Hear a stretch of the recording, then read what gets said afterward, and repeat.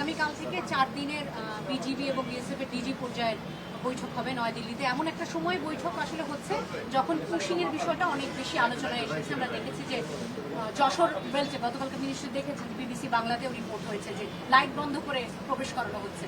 DG লেভেলের মিটিংটা একবার বাংলাদেশে হয় আর একবার ভারতে হয়। এটা এবার আমাদের যাওয়ার পালা। ডিজি লেভেলের মিটিংটা ওখানে হচ্ছে, ওখানে সমস্ত বিষয়গুলো আলোচনা হবে। এটাকে ডিজিএলটি বলা হয়, ডিজি লেভেলের টক। সেই টকের সিদ্ধান্তগুলো ওখানে সামারাইজ করে সিগনেচারের বিষয় আছে, সেটা আগে আলোচনা হোক, দেখি আমরা সমস্ত বিষয়ে আলোচনা হবে।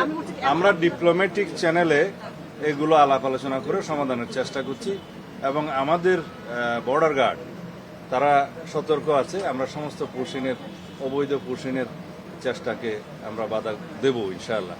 এ পর্যন্ত তাই হয়েছে। তবে এই বিষয়গুলো ডিপ্লোম্যাটিক চ্যানেলে আলোচনার মাধ্যমে সমাধান করা প্রাথমিকভাবে আমাদের প্রয়োজন।